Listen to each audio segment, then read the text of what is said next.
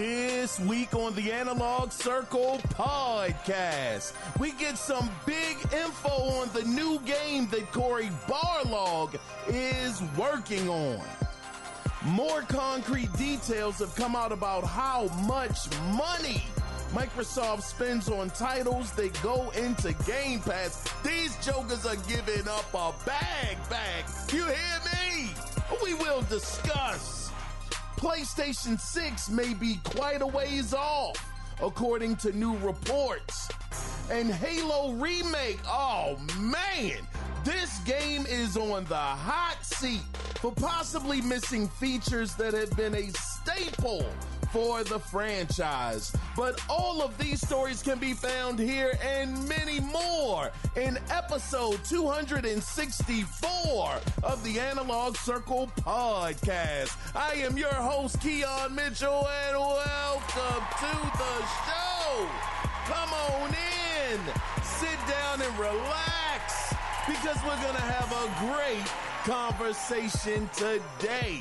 And if you are traveling, hopefully we can accompany you to your destination.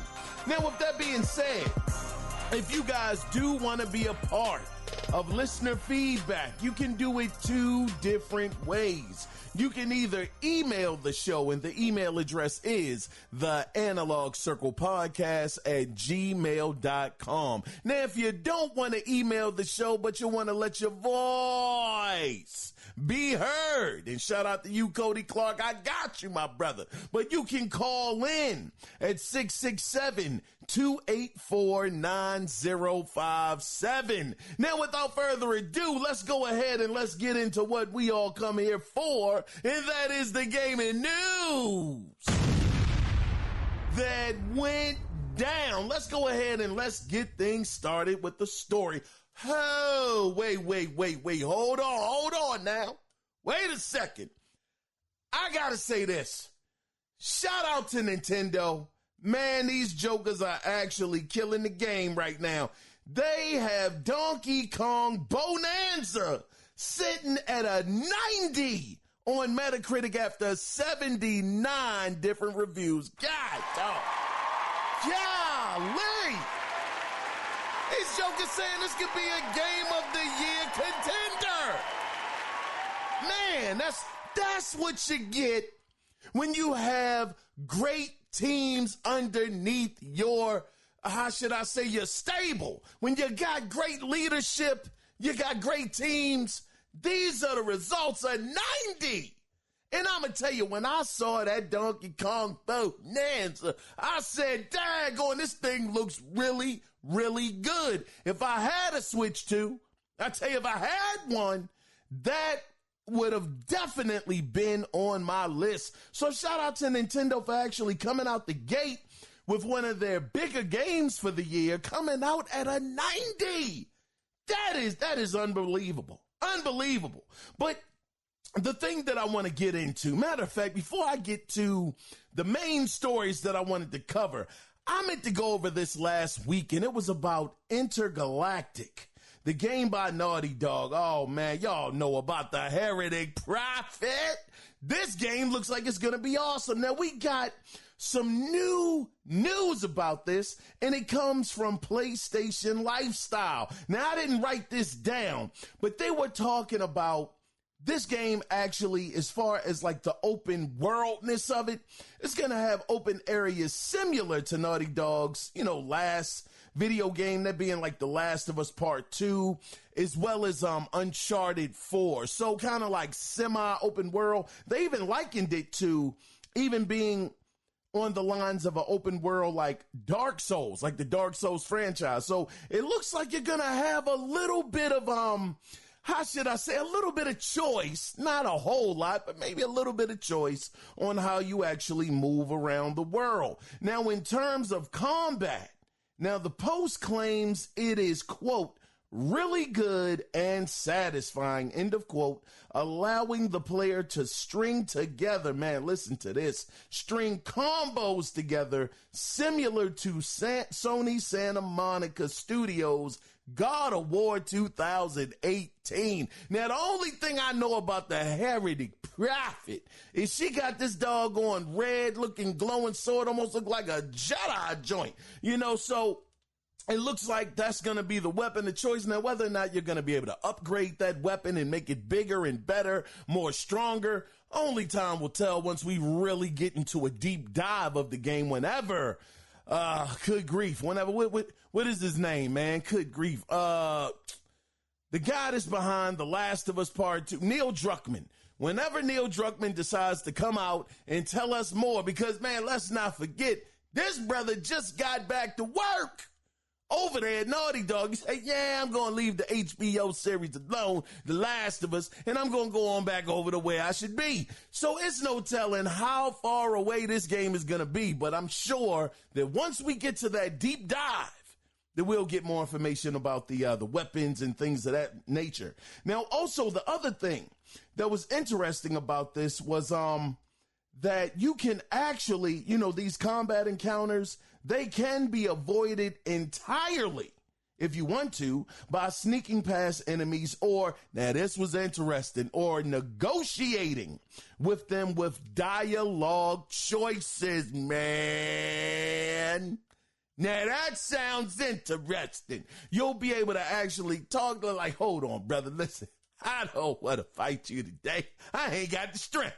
How about we pick this up another day? Cause I can't be bothered with this right now. You may have those kind of dialogue choices similar to Mass Effect. Now again, to be fair, not to get too far out the gate with that, they did say that these sections are, quote, sparse. So I don't think it's going to be every encounter you're going to be able to do that. Maybe with some of the more powerful enemies that you may encounter in the game, or early on, maybe you can talk your way out of some stuff. But I do like the fact that it is in some kind of capacity going to have a dialogue tree, which is out of the norm for a Naughty Dog game. So just wanted to mention that. That's about all of the information we have on this game thus far. But hopefully, hopefully we'll be getting some information more about this game, maybe at the end of the year or early into next year, but we shall see. Oh yeah, also, hold on, before we finish with this story, they said, it says that some of the claims say that Intergalactic's lighting engine is, quote, insane, with levels changing colors based on the planet's phase. So that right there, now that got me thinking. I said, now wait a minute. Now when they said planets, that sounds like more than one to me. So will we be jumping from planet to planet in this game? How big is this game actually gonna be? I'm curious, very, very curious. But that's about all the information we have on the Heretic Prophet. But let's go ahead, though, guys, and let's get into the next story that I got from Windows Central. So, oh, man, we got to get started with Xbox now. So, Xbox Ally News has come out. Now, if you're not familiar with Xbox, they teamed up with Asus to launch two Xbox handhelds. I mean, sort of. I mean, the manufacturing isn't by Microsoft. They're giving Asus the license to license a Xbox-esque handheld, but it is not by Microsoft. So let's just put that out there so everybody knows. Now, these two handhelds are going to consist of the Xbox Ally, and you'll have the Xbox Ally X, which is the premium handheld between the two. Now, there is a report coming out from, and I'm going to butcher this brother's name, I already know it. His name is 3D Wagos. That's what I'm going to call him. It's spelled Juegos. No offense to you, brother, if I did pronounce your name wrong. I apologize. But he actually put a post out via IG, and he talked about the prices of these jokers. Oh, man. Now, look, everything is rumors. So, take it with a mustard seed of truth. But this brother said that these handhelds are going to range between anywhere from $500 all the way up to $1,000. What? Y'all killing me with this. Are you kidding me?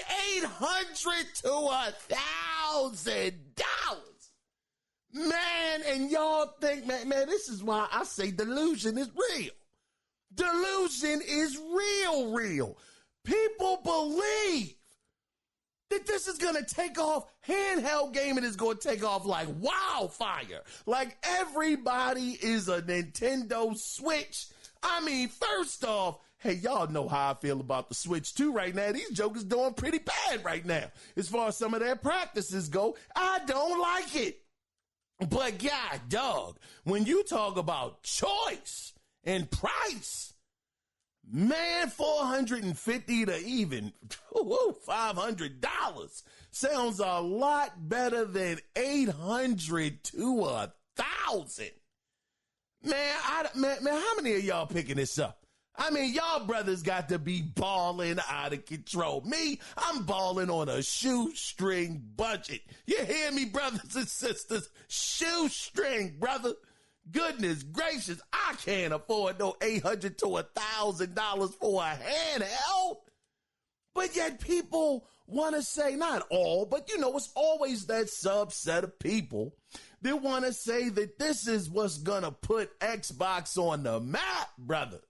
This handheld situation is gonna be incredible. You just wait and watch this whole thing play out. I don't know, $800 to $1,000. Jeez, me Christmas. They said you could build. I was looking at Gaming Bolt last week where they were doing a comparison of how much would it take, how much money that is, would it take for you to be able to build a PC that is equivalent to the PlayStation 5. Now, not the Pro. They said that joker can be anywhere from $1,100 to $1,200 to do that, to get on the PlayStation 5's level. Now, if somebody, now again, you do have the handheld situation going on with these allies, but if a person is really trying to get down, they spend a couple $100 more. Nah, bump that. Nah. That's not a good comparison. Because we're talking about a PlayStation 5 versus a handheld. Nah, I blew that up myself. God dog. Never mind. We got to abort. Abort mission. I messed that up. Now, that is not a good comparison.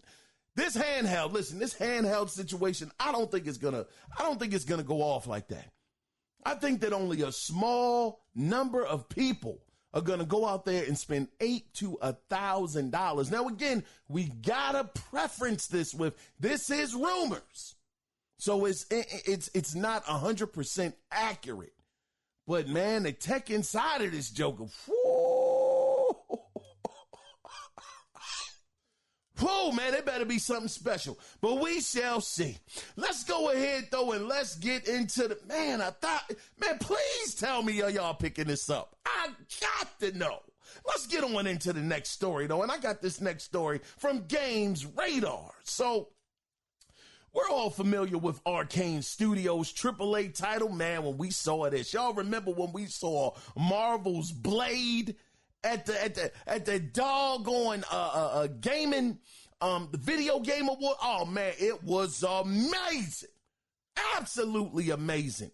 But when Nintendo did, but when Xbox did come out there and they didn't say it was exclusive, and everybody saying, oh man, they can't say that. They can't say it's exclusive. They got, it's going to be exclusive, but, they just didn't want to announce it. And I'm saying to myself, why wouldn't they announce it if it's exclusive? People made 100,000 different excuses as to why Microsoft said it's not exclusive. That's stupid.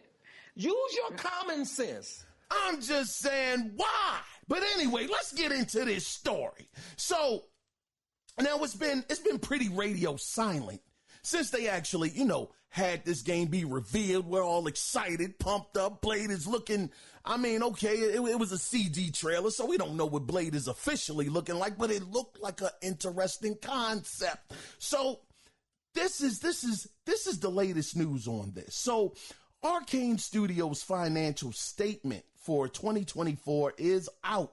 And according to one particular line in the documents, it mentions that, quote, the production phase of a AAA game project was able to be launched at the end of 2024 following the validation of the prototype, end of quote.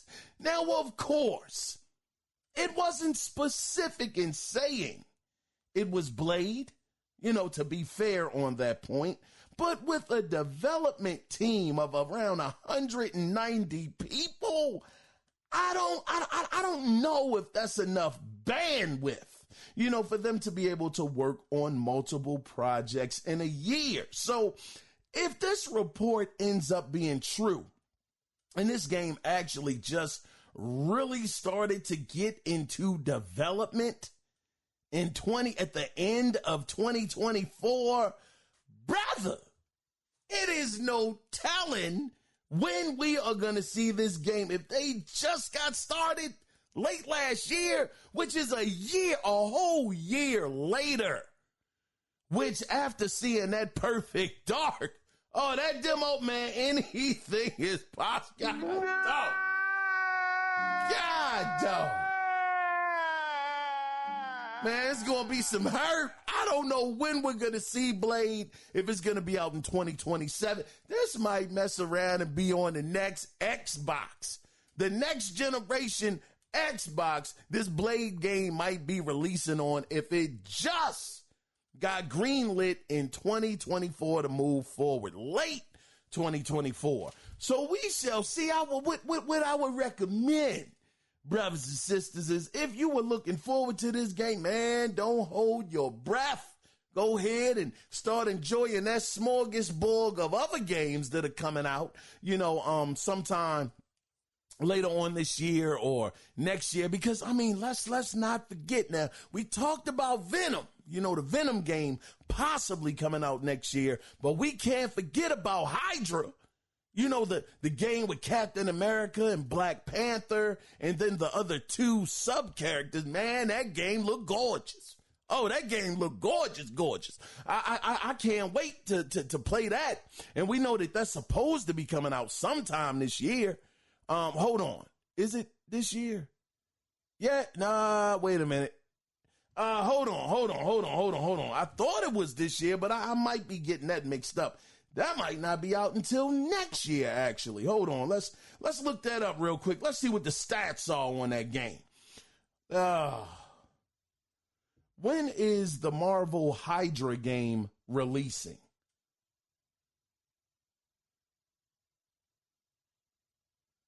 Let's see. 43, Rise of Hydra, is scheduled to be released in early 2026. It was originally planned for holiday 2025, but was delayed to allow for more polish and to ensure the best possible experience.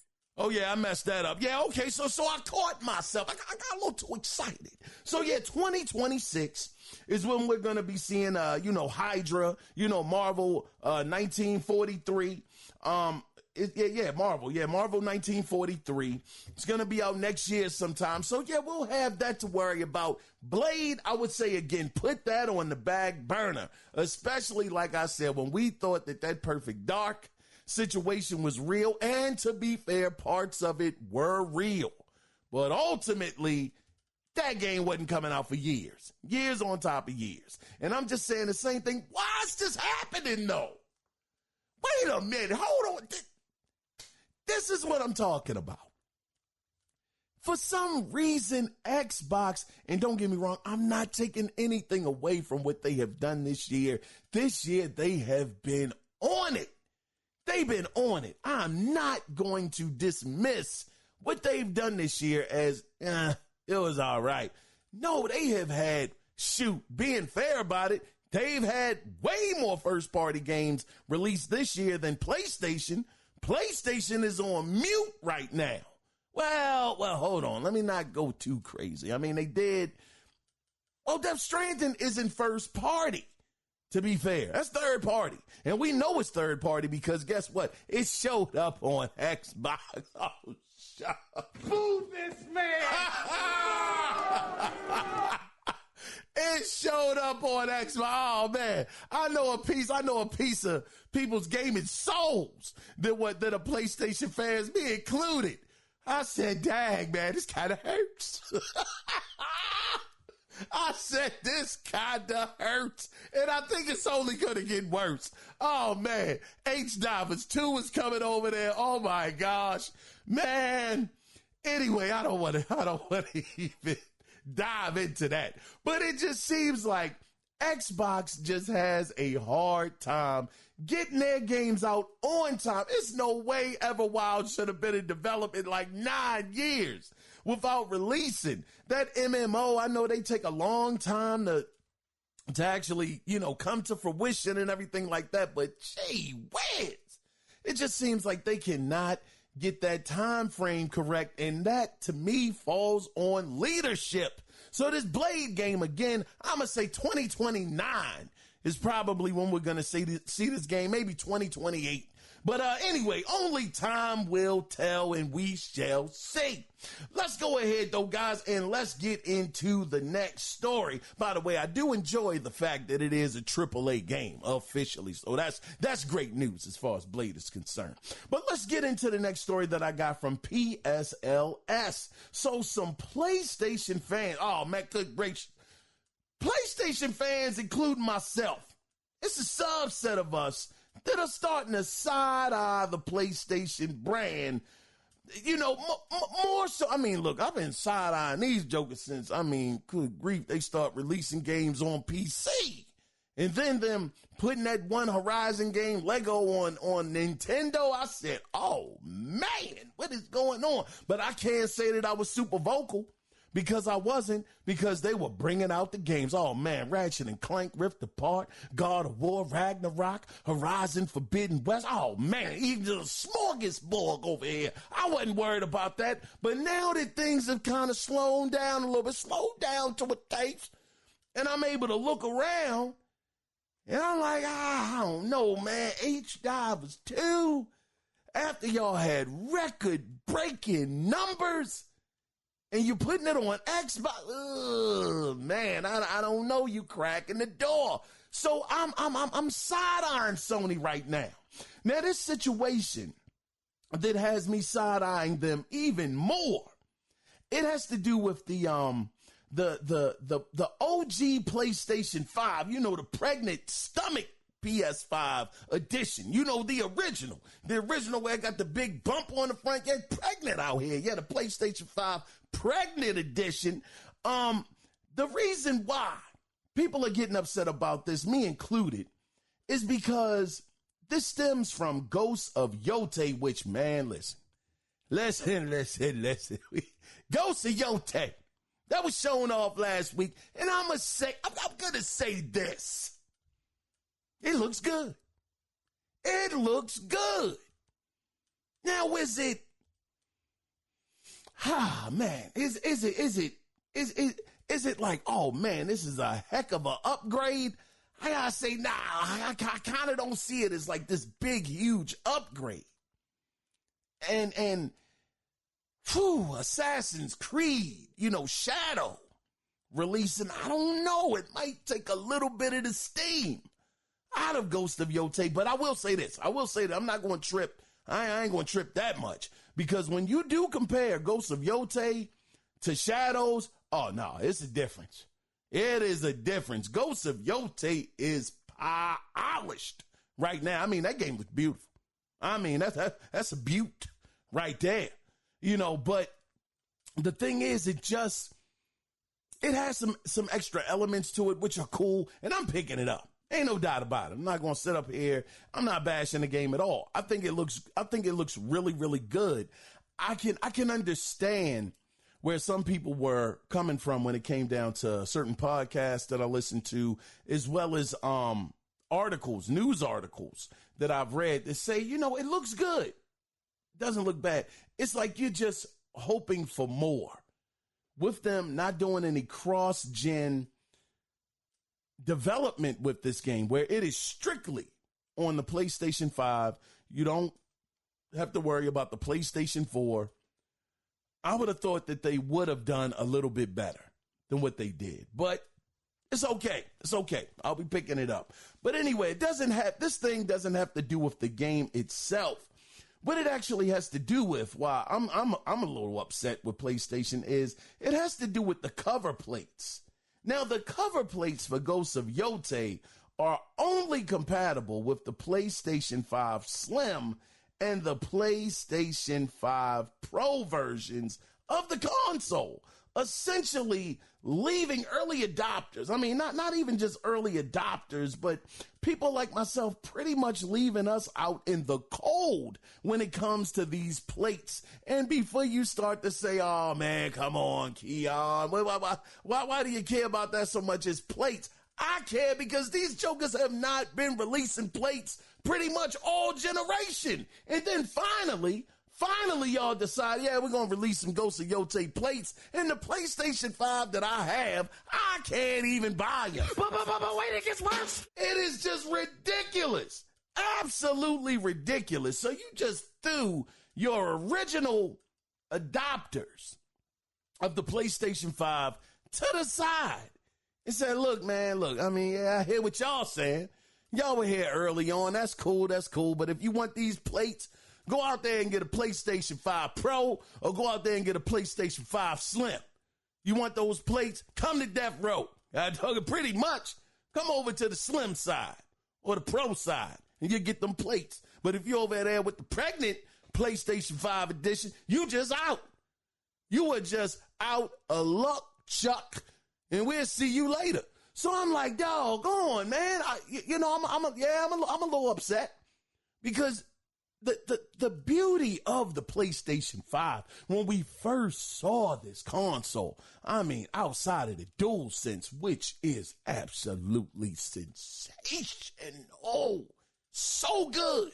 But outside of that, it was always the idea that for the first time in a generation, if they came out with a limited edition PlayStation console, you wouldn't have to go out and buy the console to get the same look. You would be able to go out and get the plates for a fraction of the price. It was amazing in the beginning. I mean, all of the ideas and the thoughts and the things that we thought Sony was going to do with this generation, and they have hardly done any doggone thing. I would say their plate output has been horrible. It has been horrible. I mean, even back in the day on the 360, they had a ton of faceplates to choose from. Get this one, get that one, get that one, get this one. Now did I go out there and get them faceplates? Heck no. I ain't do that stuff. But it was a nice gesture. So I'm not even tripping on that. But those PlayStation plates, though, man, I think the last one was Spider-Man 2? I think they had some plates out, and that joint looked good. Actually making it so your whole console can transform and look like a brand new console. Now that's an idea that I actually champion. Those face plates on the Xbox, that always seemed kind of corny to me because it was just one plate. And then they had the console wraps, and I wasn't really feeling all of that. But if you give me the same plate that the PlayStation 5 console is made of and put it on there, that joint just seems so dope. So the time that they finally bring out some more plates, the pregnant PlayStation 5 edition is out. Joker said you got to get a slim body to fit in it. Oh, Move this man. Dang. Joker said you got to lose weight to get into this outfit. Oh, man, Sony, come on. Oh, my gosh. I refuse to go out there and get that PlayStation 5 Slim or the PlayStation 5 Pro because I ain't got the money for it. So you could have threw us a bone and gave us the doggone pregnant edition plates. We wouldn't have been mad about that. But yet PlayStation said, nah, Chief, if you want these, you got to go out there and get a whole nother console. Oh, man. Now, I would have put it out there. I'm not like super tight about this. I'm not mad to the point where there ain't no fake outrage or nothing like that going to happen. no fake outrage here, man. But it does make me look at PlayStation just a little bit like, man, you know, you kind of leaving your guys out in the cold, man. We can't come inside where the heat is, you know, where it's nice inside. You just got us out here, you know, at a 5-barrel, you know, outside the middle of the street. We can't even come into where the shelter is. Doggone, kind of makes me feel like I'm not appreciated to a certain degree. But you know, it is what it is, man. PlayStation, man, we'll talk about it a little bit later. But yeah, that's the situation with the plates. If you got the pregnant edition PlayStation 5, you will not be able to fit these plates onto your console. Man, terrible, terrible, terrible. It's little things like this, the way you can start to see the chinks in the armor here and there. And I'm just saying, PlayStation, I don't know what you're morphing into, but I got my eye on you, pal. We're gonna move on in to the next story that I got from WCCF Tech. Now, matter of fact, let's get into some more rumors. Look at all these rumors surrounding me every day. So according to Rebs, it's spelled R-E-B-S, Rebs Gaming on YouTube, they have reportedly talked with 2 unnamed sources who have connections with Halo series developers. Now, both are reporting that the remake, oh man, people were hot about this, but we're going to talk about it. So, the remake of the first Halo will be released next year to celebrate the 25th anniversary of the Halo franchise, which is awesome. It should be celebrated. Without Master Chief, Xbox doesn't exist. Now, this is the thing about it. However, though it is a celebration of Halo, it's being reported that multiplayer, that's right, doggone multiplayer, may not be available, but only the single player campaign.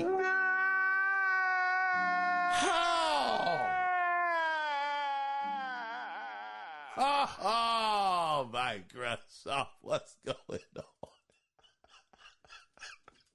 What is going on, Microsoft? Doggone, it's been a staple since the beginning. And granted, again, I'm not on multiplayer with Halo. I can care less. Give me the campaign. I ain't switching sides. Campaign octane. That's what I need. I can care less about the multiplayer, but doggone, just for the fan base that actually loves it, enjoys the multiplayer. And this game is being made in Unreal Engine 5. Oh my gosh. And not only that, this is supposed to be premiering. Oh man, it's actually making its debut on PlayStation 5. But wait, it gets worse.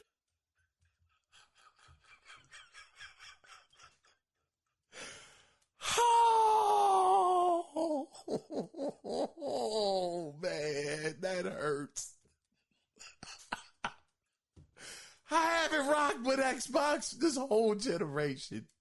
Being honest with you, I don't have a Series X. I ain't got a Series S. I could care less.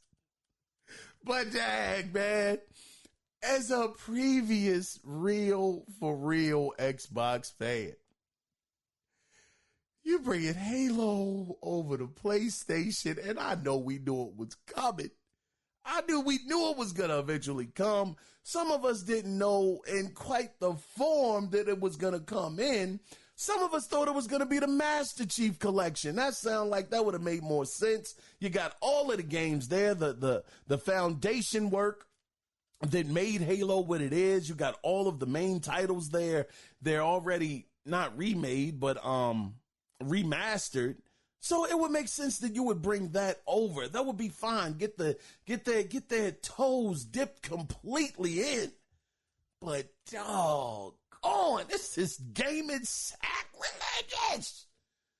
You mean all three by next year, according to this report? Again, I got this story from WCCF Tech.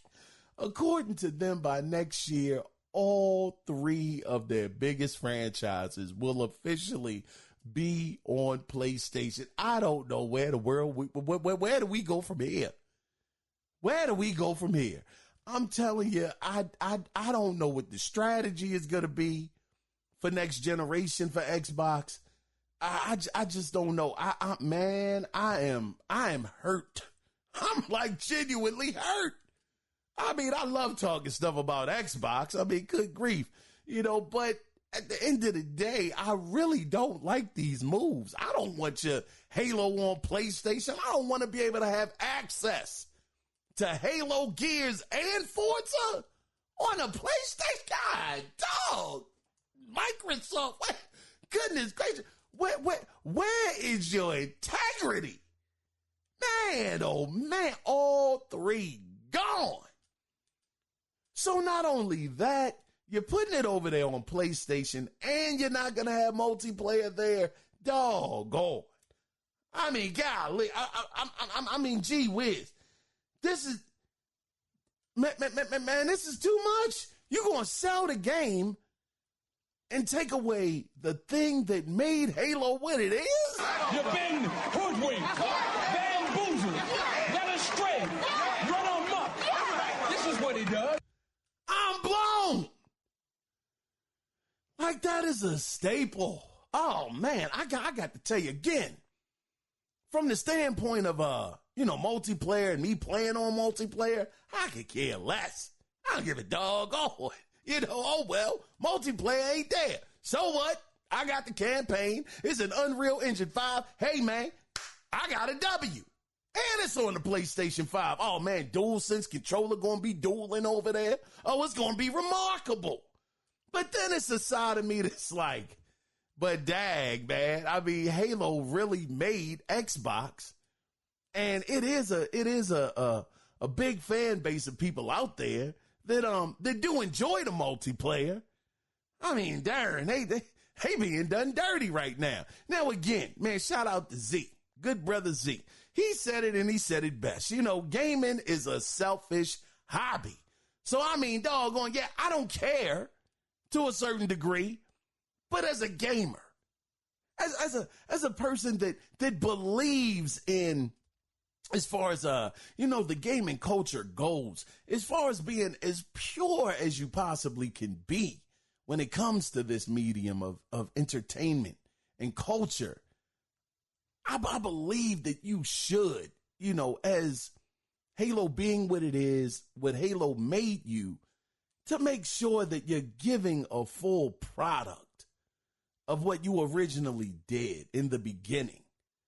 To give the people what you gave them over 20 years ago. That's like the purist in me. That's like, man, if you're going to do it the right way. Sell the product the way that you sold it in its original form in today's time. And that's the part that bugs me a little bit, like, doggone. And it just makes me think, they just cutting corners. To a certain degree, you're cutting corners. So you're probably going to charge full price for this. Shoot, who knows? Microsoft might mess around and say this is an $80 game. Oh, this is Halo. Oh yeah, this is world premiere right here. This is $80. $80 and you don't even get a multiplayer with it. Whew, wait. And don't think it is too far-fetched, because we saw exactly what Naughty Dog did with The Last of Us Part 2. And not even Part 2, The Last of Us Remake being made on PlayStation 5. They completely dismissed the multiplayer when it came to that as well. So this is not out of the possibility of this being the case. Now, the thing that I will say is, again, these are rumors. I want to put a little bit of a silver lining here. Things can change.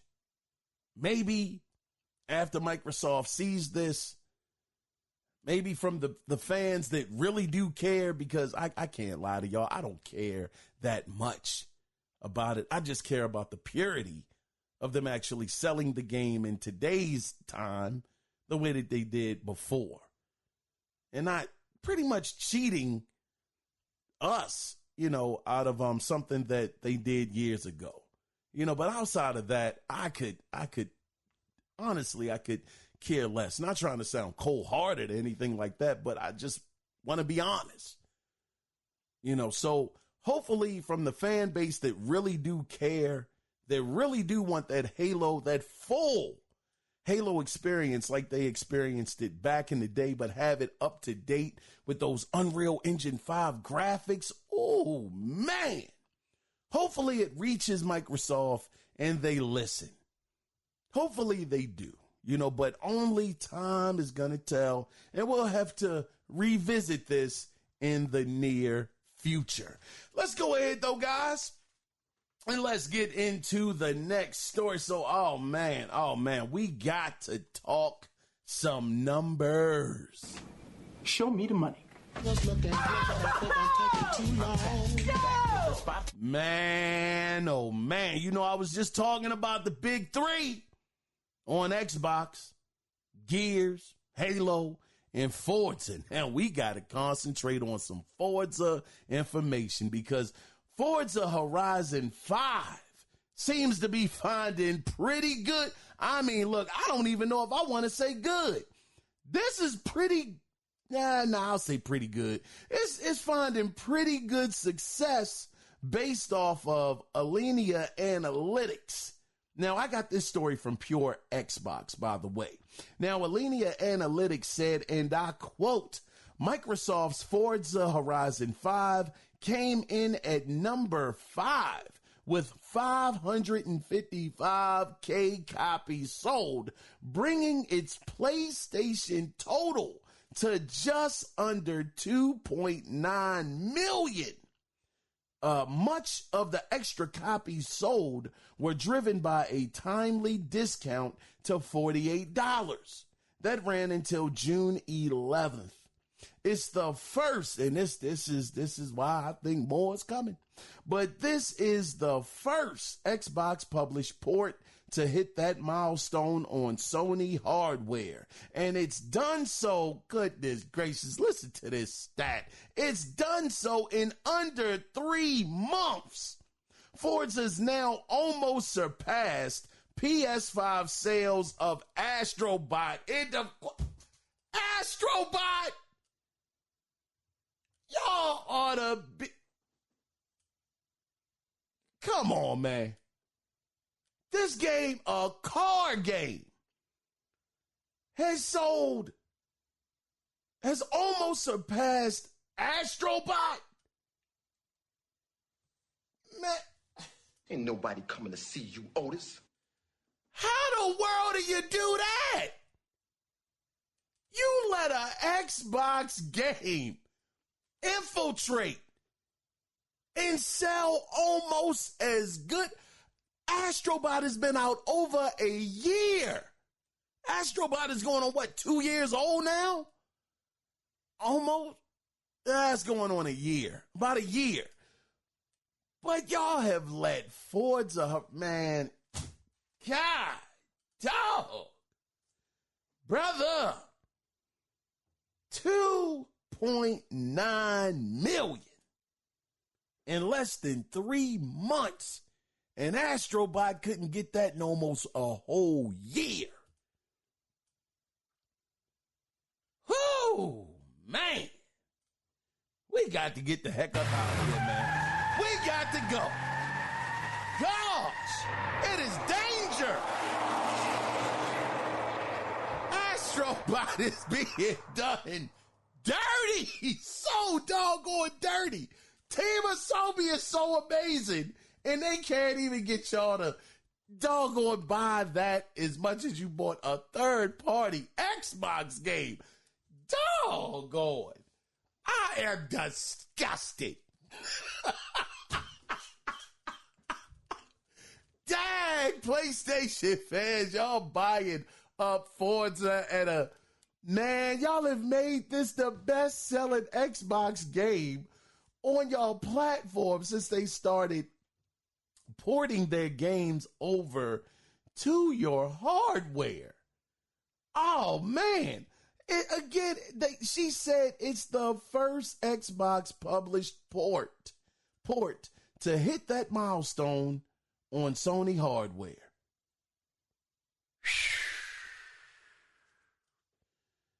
Man, almost 3 million copies. Man, I'm stunned. I mean, the thing that kind of hurts me, again, is doggone Astrobot. Astrobot being pretty much almost just lapped. Well, not lapped, but surpassed as far as sales go. Man, listen, PlayStation fans, y'all have shown. Y'all have shown what y'all are about. Y'all are about those doggone racers over Astrobot. Goodness gracious. Oh my God. It's a war zone out here.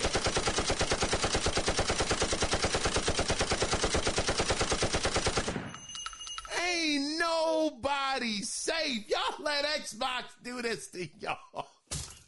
Wow. Oh, man. Anyway, listen, I ain't going to say wasted, but I've put more energy into this than I was even hoping for. Man, oh, man. Anyway, it's nothing more to talk about. Xbox is winning. Microsoft is winning. Almost 3 million copies in less than 3 months. That means they are almost averaging 1 million copies a month. Oh, man. Come on, PlayStation fellas and fellowettes. I thought we didn't rock with Xbox games like that. And I'm joking, said, man, but that, hey, man, that Forza Horizon, no. That Forza Horizon is something special. Even though years ago, I never heard any PlayStation guys talking about Forza. Only thing I heard was they ain't better than Gran Turismo. Forza Horizon ain't better than Gran Turismo. Man, I'm like, God, dog, they two different genres. One is simulation, one is, arcade fun, man. Still ain't better. I'm like, God, dog. Man, oh, man. Anyway, man, we got to get on and move on to the next story because I'm trying to get y'all up out of here soon. So let's get on into the next story that I actually got from Tweet Town. Now, I know last week, we had some numbers on what Game Pass can generate. And I used GTA 5 as a sample of how much they spend to keep games in the service. But now we have actual numbers being revealed from the end. Matter of fact, this dude is on the inside, or he was on the inside. Now these numbers are coming from Xbox business manager Lynn. Now, I'm not even going to attempt to pronounce this brother's last name. It's spelled M-A-C, which is Mac, L-N, McIntyre. Okay, spelled T-Y-R-E at the end. Now, this is the same guy that discovered Vampire Survivors, but was unfortunately laid off with the other 8,999 employees at Microsoft. So, this is him. So according to Lynn, Microsoft will pay anywhere from $50,000 to $50 million in game licensing deals to secure content for Game Pass. He has, quote, now this is a quote from him. He has, quote, negotiated 500 plus deals ranging from 50,000 to over 50 million, securing both indie hits and AAA titles for Game Pass. End of quote. So who would know better than him about the money side of things? Now, to be fair, I mean, good grief. This brother said anywhere from 50,000 to 50 million. That is a huge gap.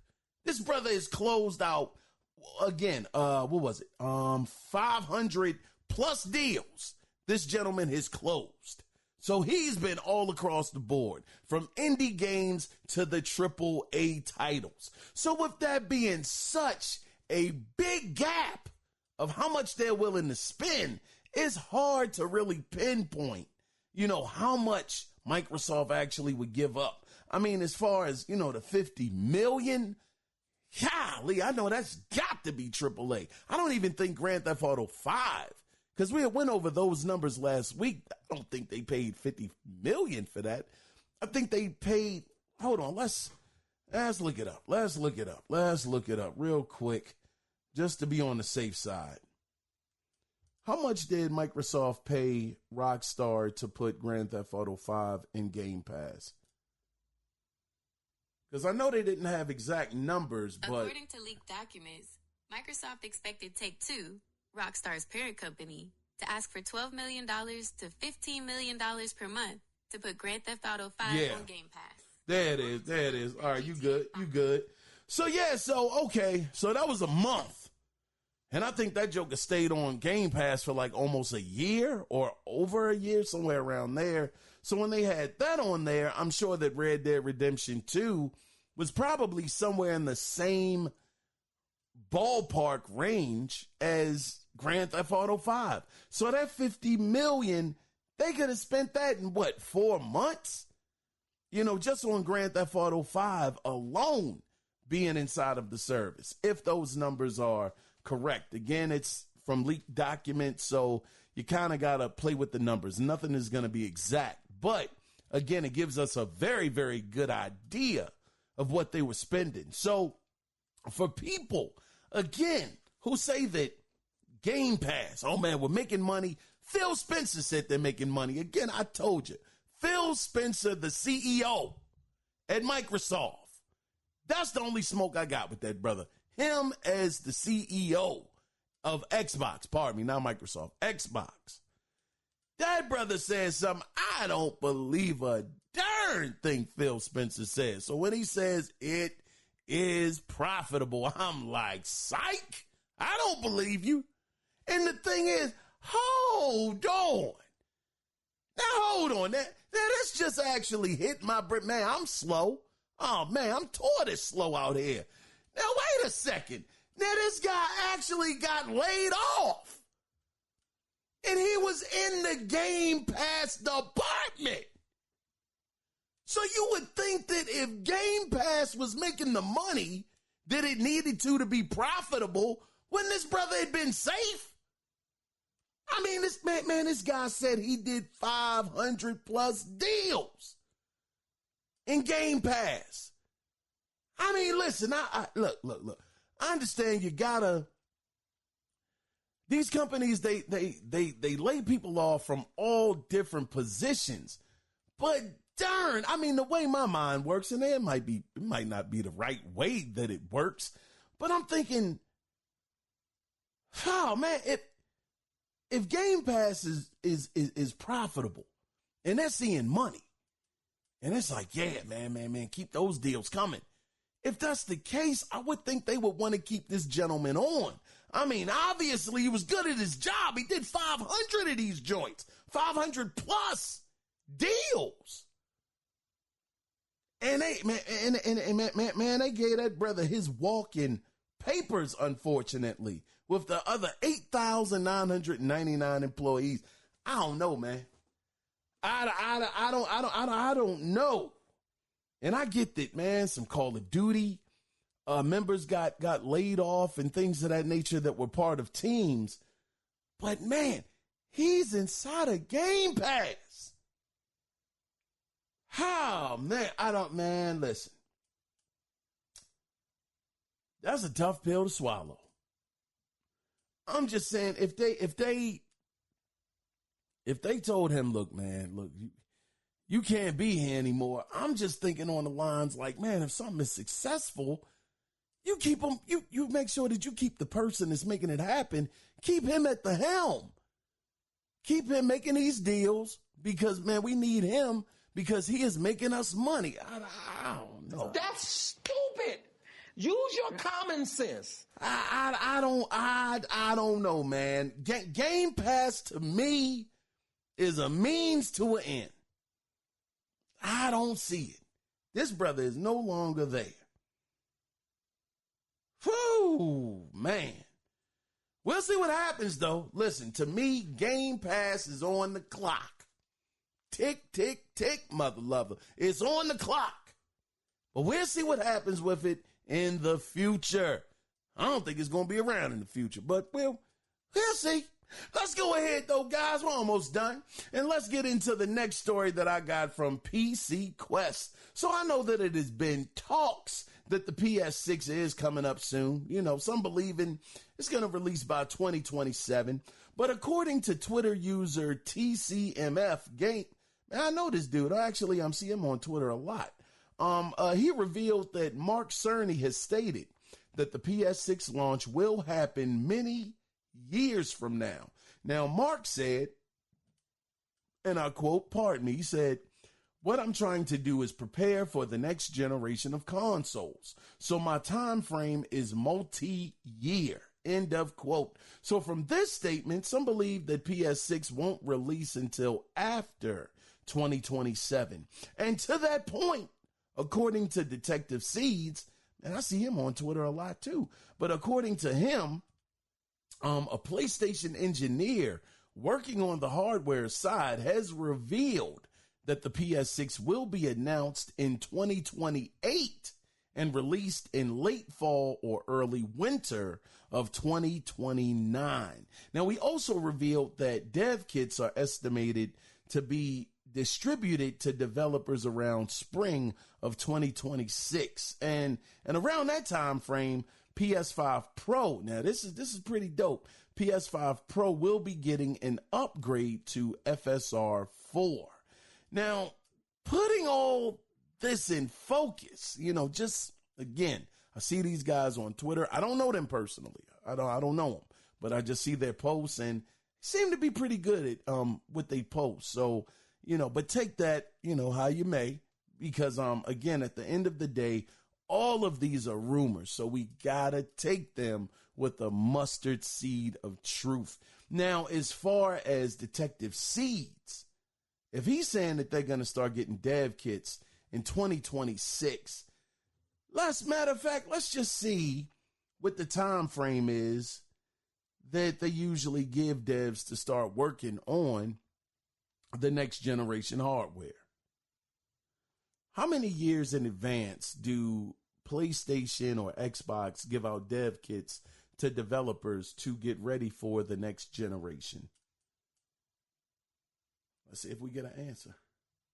Console manufacturers like PlayStation and Xbox typically provide developer kits, dev kits, to studios about 2 to 3 years in advance of a new console generation's release. Shucks. Here's a breakdown of why and how it generally works. Early prototypes. Initial dev kits are often rough prototypes that don't look like the final console. They might be housed in PC-like towers. Oh, no, I got you. All right, no, you ain't got to get into all of that. So I don't know. If that's true, 2 to 3 years in advance, man, that might be on track. 2028, 2029. I mean that could pan out, but again, not taking anything away from the brother, Detective Seeds. He could have went on Gemini just like myself and actually looked up the same information. Oh man, I mean, look, keeping everything realistic, keeping everything in perspective. I mean, that brother could have said, "Hey, man, let me find out when these jokers actually give out these kits." And shoot, okay, that's about the time frame. Well, guess what? I'm about to make a prediction. I'm about to tell people. And I talked to an engineer, and he said, "Yeah, these jokers about 2 to 3 years in advance." You big dummy. I was about to fall for that one. Oh, man. Yeah, we definitely got to take this with a mustard seed of truth right here. Good grief. Hey, Detective Seeds, I'm sure he'll never hear this podcast, but shout out to you, brother. It's no shade to you at all. I'm just saying, just keeping things in perspective. Yeah, brother, you could have did the same thing I just did. Oh, man. But, yeah, having it be released in that time frame, if it is true, 2028 to 2029, I love that. I absolutely love it because I feel like we have not, even today, I think the closest thing we have to the PlayStation 5, not the Pro, but the PlayStation 5 starting to be pushed is Death Stranding 2.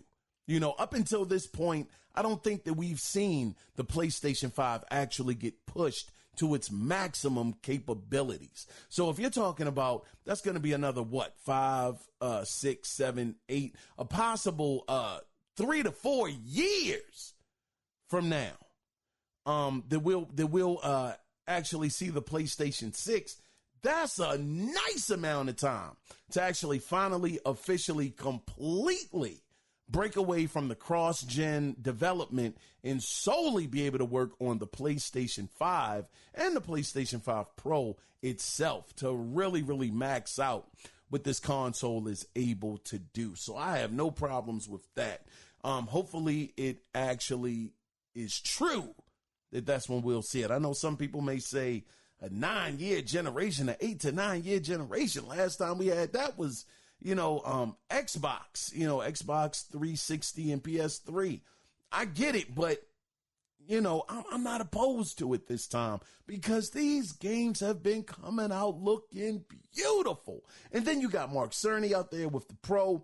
If you want a little bit more from the Pro, you're going to be getting the FSR 4 upgrade next year. So that's going to also continue to, I think that'll be the catalyst, to actually have the generation last as long as it will, because the PlayStation 5 Pro has been doing some pretty, really good things, lately. So, but only time will tell, and we'll see, and we'll revisit this in the future.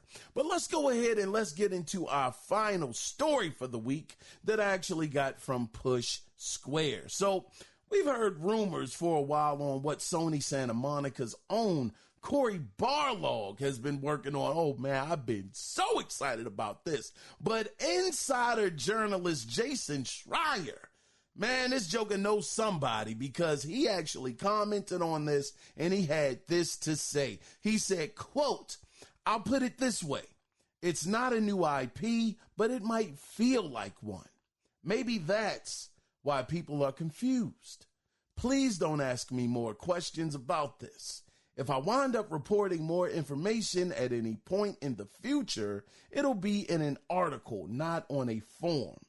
And that sci-fi stuff," this is when I was like, oh shucks, my ears really got like a little groan. It grew a little bit. Said, and as far as that sci-fi stuff that people have been apparently believe, the people have apparently believed for years now is nonsense. End of quote. Again, let me read that again. He said, and that sci-fi stuff that people have apparently believed for years now is nonsense. End of quote. So it seems, and according to Jason Schreier, this guy right here, this guy got a pretty good track record. I mean, he gets to get inside. He's had multiple stories come out about these different studios being treated badly. His reporting is good. Say what you want to say about him personally, but his reporting seems to be very, very well done. So if he is saying that pretty much this is not a new IP, it's going to feel like a new IP. Maybe that's why people are saying that it's a new IP, but it's not. It's not a new one, and it's not a sci-fi game. What the heck is Cory working on? I'm just sitting here trying to figure out, okay, it's not sci-fi. It's not a new IP. Is it another God of War? I mean, what other IPs? Are there any dormant IPs out there that they haven't done anything with in years that would fit somebody like Santa Monica to do? I mean, I can't, off the top of my head, I can't think of any.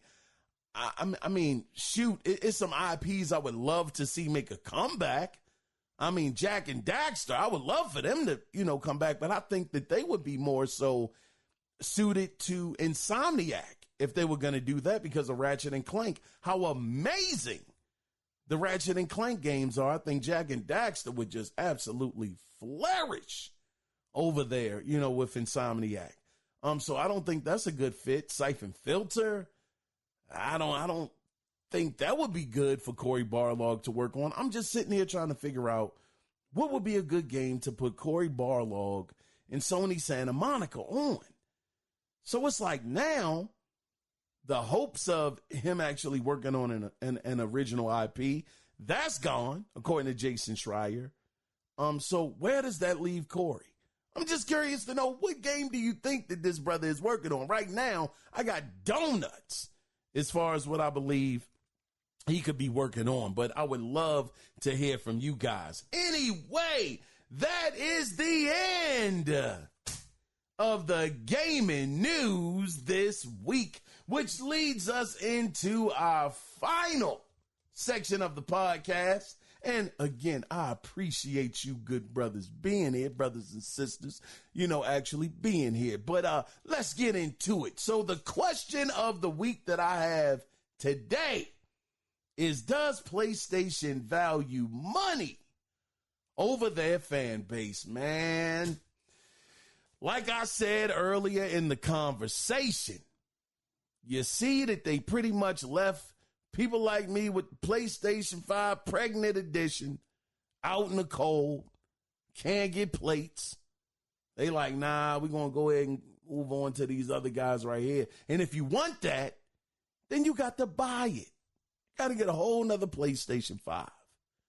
We see them putting H-Divers 2 over on Xbox again after having record-breaking year as far as money is concerned, but yet they're putting that game on Xbox. And people can say what they want to say, oh man, they got to do it. It's a multiplayer game. They got to have the fan base. They need more people. It's like, man, they on PC. They on PlayStation 5. I mean, look, I understand you want more players. I get that. But if you have enough to sustain you to be making the profits that you're making, then what is the point of putting it on another platform if it's not about the money? And I think that's what it all comes down to right now. It seems like under Hiroki Totoki's leadership, they're going to be chasing the bag. You're like, yeah, the fans, yeah, they'll be here. We're going to have to push them to the side. We got to get to this money. And I just see it and I believe it. There was some rumor going around. And at one point in time, and I'm talking maybe 2 weeks ago, I wouldn't have even batted an eye at me saying it's not true. But they say something like Insomniac hinted at Spider-Man possibly coming to Xbox. I mean, I didn't read the story or anything like that. It was just rumblings, on social media. I really didn't get wrapped up into it too much. But, I mean, doggone, Spider-Man? At one point in time, I would have said no doggone way. But I don't know. I don't know. The game is sitting. It's not selling more copies. They could go over to another platform, clean up, rack up like Microsoft did with Forza Horizon 5, selling almost 3 million copies in less than 3 months. Why wouldn't PlayStation or Hiroki Totoki want to do that? Why wouldn't he want to get extra money too? I'm just saying, it just seems like the culture of what made PlayStation great.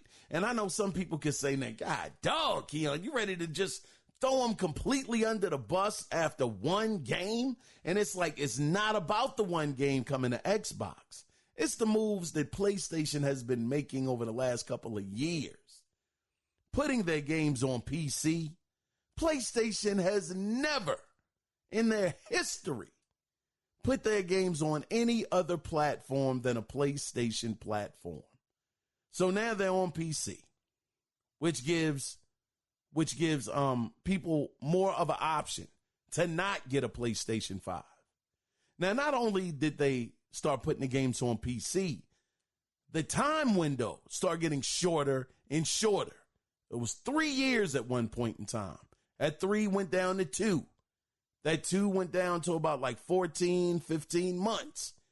And now multiplayer games are day and date on PC.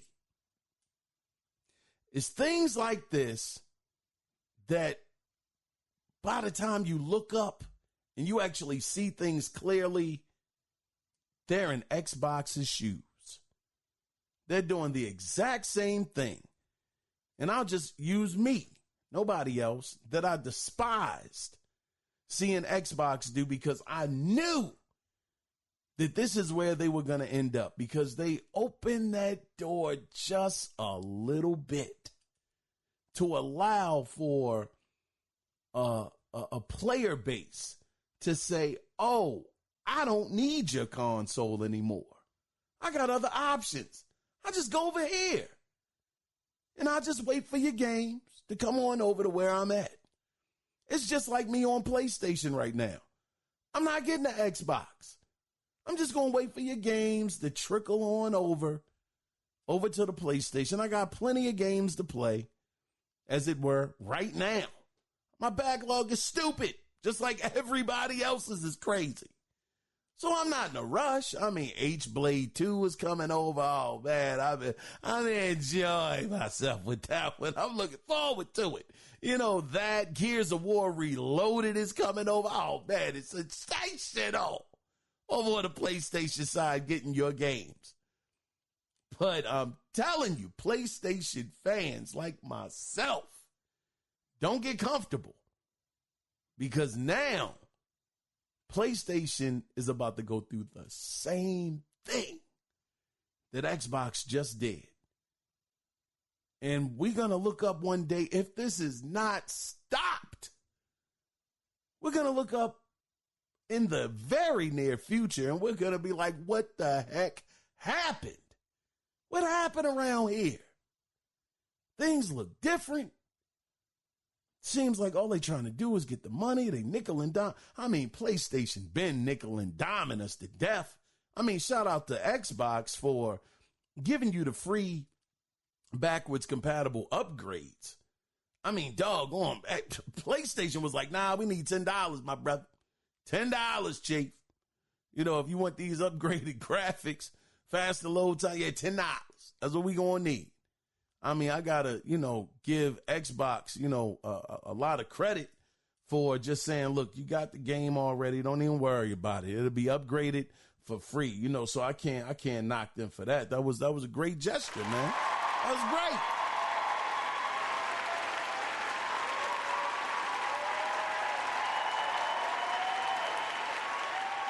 PlayStation out here about to jump off a whole bridge. I'm telling you.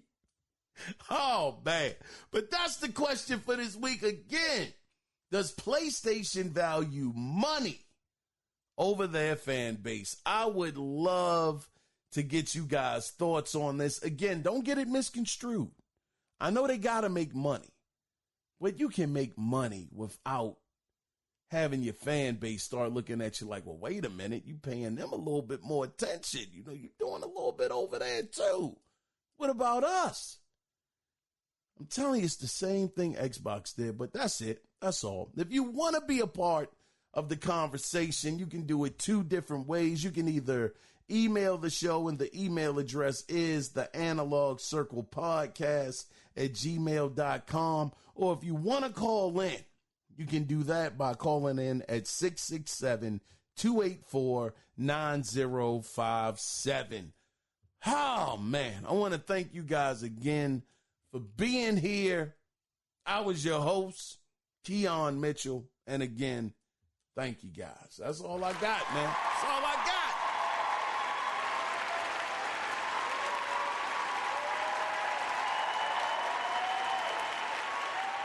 So with that being said, before we wrap this thing up and put that bow on it, always remember one thing.